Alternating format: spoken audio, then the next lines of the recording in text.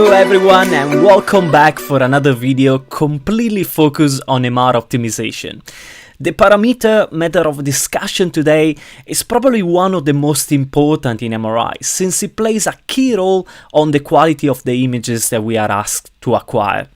If you remember, in the last video I was betting on the fact that many of you tried before to tweak the turbo factor to cut the scan time.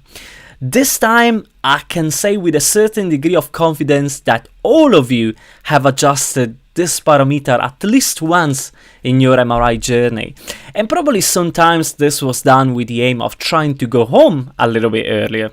I guess you know what I'm talking about, right? Today, in fact, we will focus on the number of excitations, or simply known as NSA or NEX, according to the MR system we are using.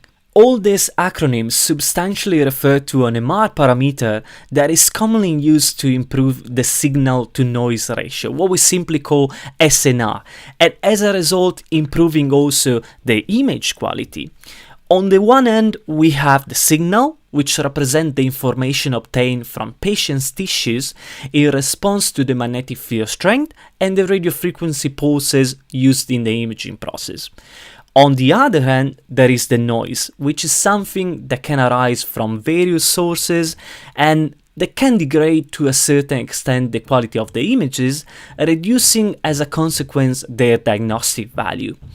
Technically speaking, if we want to put it in a nutshell, we can argue that with an increased number of excitations, we will get an higher SNR, and therefore, with more diagnostic images, we will consequently improve the ability of radiologists and physicians to detect abnormalities and make more accurate diagnoses.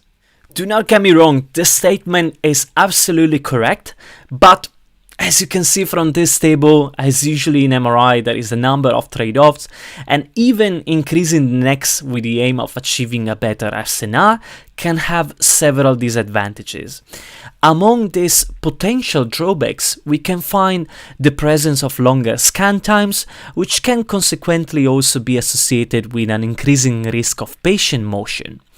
Another concern is the possibility of overemphasizing SNR optimization at the expense of other important imaging parameters such as spatial resolution or the contrast-to-noise ratio.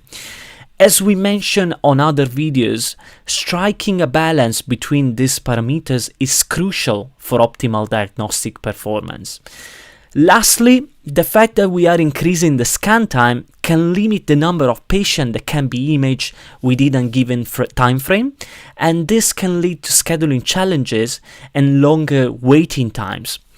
On the other hand, reducing the number of NEX will have detrimental consequences on our SNR level, potentially also limiting the quality of images that we can achieve. How can this be translated to our MR scanner? Let's have a look. As we said, the NEX parameter can have different names according to the system we rely on. On this one, we refer it simply as averages, and it is located in the routine tab. The sequence we are trying to optimizing is a turbo spin echo, which for comparison purposes would be acquired without the use of parallel imaging techniques. But do not worry, because we will talk about this as well in future upcoming videos. So I'm pointing out at the moment the time of scanning, which for this sequence is just over 2 minutes, while the SNR level has a value corresponding to 1, since no changes have been made to the sequence yet. Now, let's try to double the number of averages and see what is gonna happen to the scan time and to our SNR reference level. There you go. So immediately after increasing the NEX from 1 to 2, the scan time doubled as a consequence, while the SNR increased to 1.41. You might wonder why 1.41 and not 2. The reason is, doubling the NEX only improves the SNR by the square root of 2, and this is due to the random noise being sampled in addition to the signal.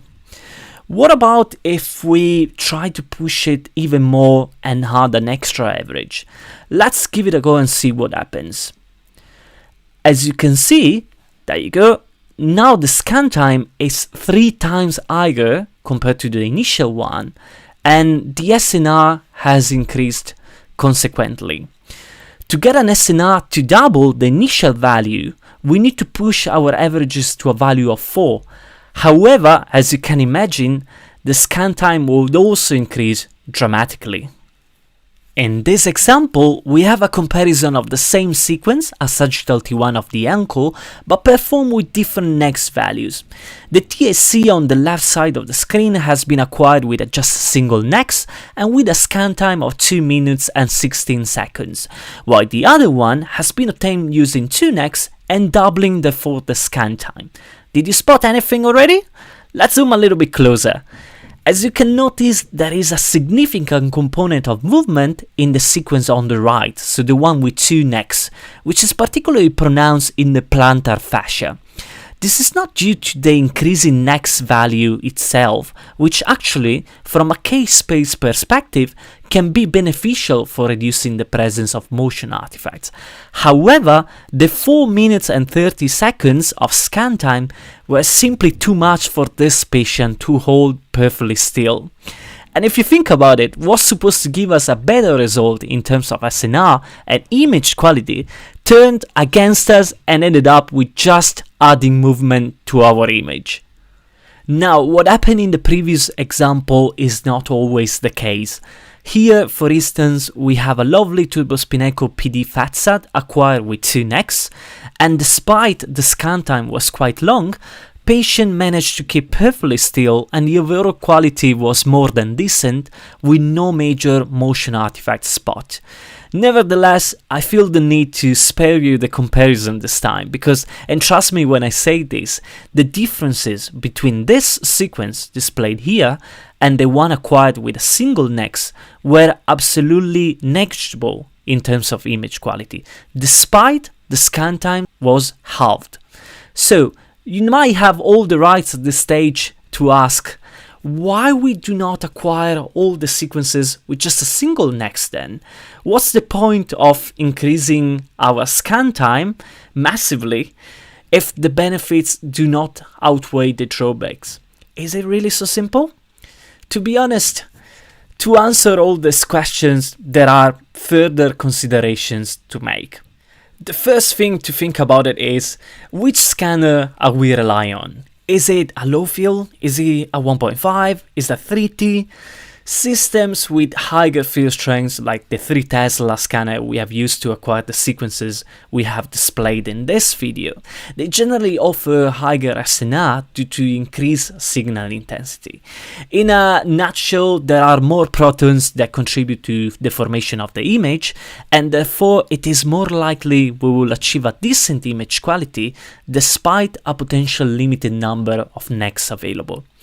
In a 1.5T scanner, or especially in a low field, we need to start to be a little bit more careful when working with just single average, as the quality might be severely affected by the low signal sampled. This might be even more evident with certain type of sequences like inversion recovery, for example. And here comes tip number 2. We know that fat suppression mechanism in stir sequences, for example, results in a decrease in signal intensity from tissues containing fat. While this can enhance the contrast between tissues of interest, it also reduces the overall signal available for image formation. And as a result, the SNR in stir images might be lower compared to conventional sequences without fat suppression or those with spectral fat saturation. Finally, do not make the mistake of underestimating the size of the patient. Sometimes we just perform the MR protocol as it is without paying too much attention to whom we have on our scan table. However, larger patients typically have higher levels of noise due to the increased tissue thickness and volume, which can overall degrade the image quality in MRI. Adjustments to imaging parameters, such increasing the NEX, might be necessary to maintain a decent SNR level. So guys, this is everything for today. I hope you enjoyed this brief review of a parameter that I believe is one of the most frequently altered in our clinical practice. Probably increasing or decreasing the NEX is one of the actions that better reflect what we commonly say in MRI, that we always need to find the right balance. And this parameter plays actually a key role in the trade-off between signal, noise and scan time.